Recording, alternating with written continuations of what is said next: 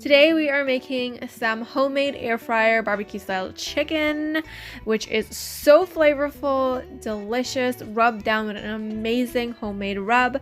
I do want to give a huge thank you for Weesta for sending us this absolutely amazing air fryer oven. This thing can broil. You can bake a cake in it. You can heat up your food. You can toast your bread. You can make some pizza. If you're giving someone a nice gift, this is perfect for this time of year. Let's go into the recipe and we'll get into that a little bit later. So let's go ahead with starting our amazing rub that we're going to make for our chicken. I will have all the amounts listed below in the description box. But to a bowl, we're going to go ahead and add in some salt. You can also use Lawry's seasoned salt if you want. Adding in some cumin, cayenne pepper, garlic powder, onion powder, a little bit of chili powder, black pepper,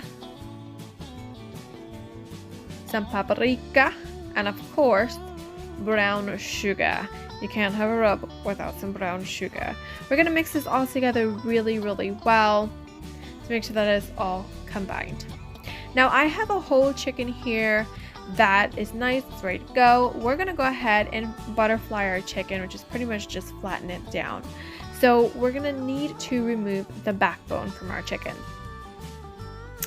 You want a chicken that's about 4 to 5 pounds or so, regardless of what air fryer that you're using. I find that if your chicken is too big, it can just burn in your air fryer. So this is the backbone here. This is the breast side. We're going to turn it over to where that neck and that backbone is. We're going to go ahead and cut this. You can use some kitchen shears, scissors if you want. I'm just using my little cutter here just to cut this backbone off of my chicken all the way around. So now that we have that cut, you can reserve that for like curries or stews, or just cut it for chicken stock or broth or whatever you want to use it for. Now this is not finished yet. We have a little part in the front here that we just need to cut straight through just to make a slit on that cartilage area that's on the breast to release the breast bone.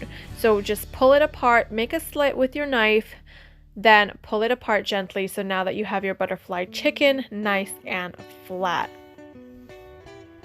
Now what I'm going to do is I'm going to get my hands, I'm going to go under the skin of my chicken. I love to do this anytime I make an air fryer chicken or a roast because it gets a lot of flavor, not just on the skin, but also into the meat of the chicken. And that's, I mean, if that's not what you want, then I don't know. So we're just going to get our hands and go under the skin on the breast side, and I'm going to go all the way down to the legs and the thighs of our chicken. Now just be careful you don't tear the skin, but you have a lot of room to work with, so it's pretty simple to do.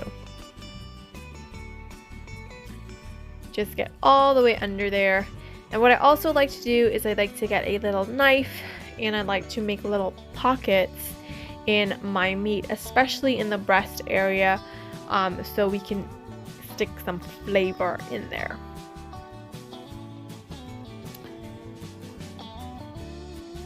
Alright, so in a bowl here I have some olive oil, and to that I'm adding in some mustard. Now traditionally I would add some dry mustard powder to my dry rub, but I didn't have any, so we're going to use what we got. So to my olive oil I'm adding in some mustard. You can use Dijon mustard, whatever you like, and just mix that in. And to that we're going to add in our dry rub. Give that a nice mix and mix it all together until it kind of becomes like a really thick paste. That looks great.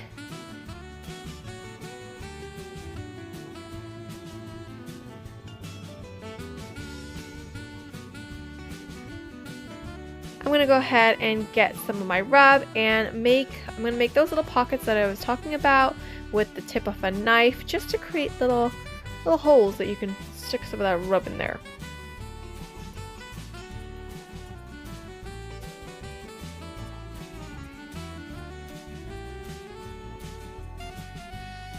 And just get your rub and really massage it all into your chicken.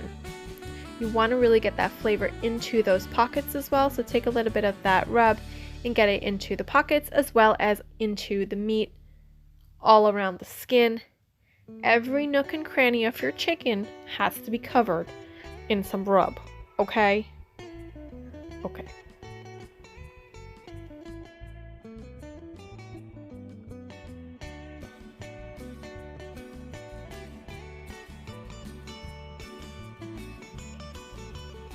Make sure that the skin is really well rubbed down as well.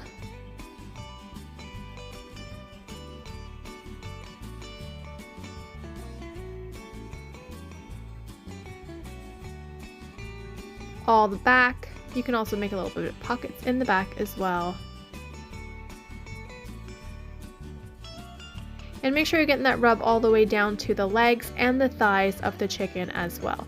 I'm wearing some gloves so it's easy cleanup, and make sure and just clean your countertops and everything after you are finished. Now with the Weesta air fryer, it comes with this air fryer basket as well as lots of other attachments for that you can use for bread and toasting, and it's just amazing. Truly, it really is. I'm so grateful, thankful, and blessed for it. So I'm using the air fryer basket on the baking tray that they gave us. So flattening out our chicken fit perfectly in this little basket. I'm gonna clean up, and then we're just gonna let this marinate for about 30 minutes.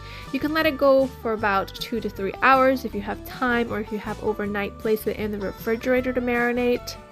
It will be even better the next day. Just take it out about 30 minutes before you pop it in your air fryer so it comes down to room temperature.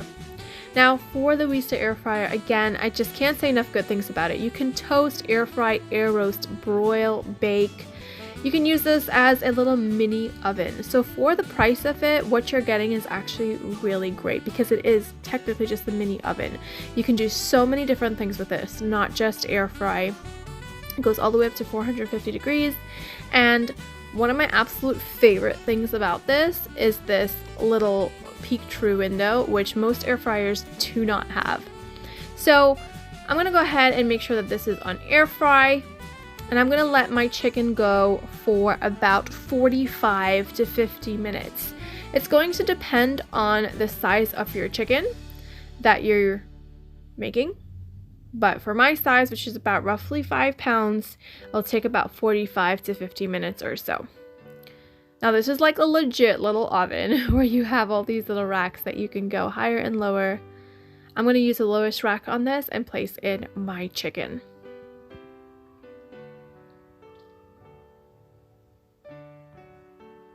Now this is perfect for this time of year as well, with Thanksgiving right around the corner and Christmas and all these things where you're always baking. You have a little extra oven that you can always pop something in, whether it's a cheesecake or whatnot, and it's just truly a blessing. So I'm going to let this go for about 375 for about 45 to 50 minutes, depending on the size of your chicken, of course. 375 is a great temperature. I don't want it too high because the brown sugar in there will caramelize and you don't want it to burn too much on you. So this is an air fry mode, and I'm just gonna let this go. Now I don't need to flip it because the chicken is already butterflied and on one layer. And I love this little peek through window because I can see if I need to raise the temperature, lower the temperature down, increase the time, decrease it. And most air fryers don't have that, so this is definitely something that I think that's really great about it. So we are just going to let this go and finish up, and I'm actually going to make a little sauce to go with this, which you don't have to do that, but it is barbecue, so I like some barbecue sauce on my chicken. So let's go ahead and make that sauce.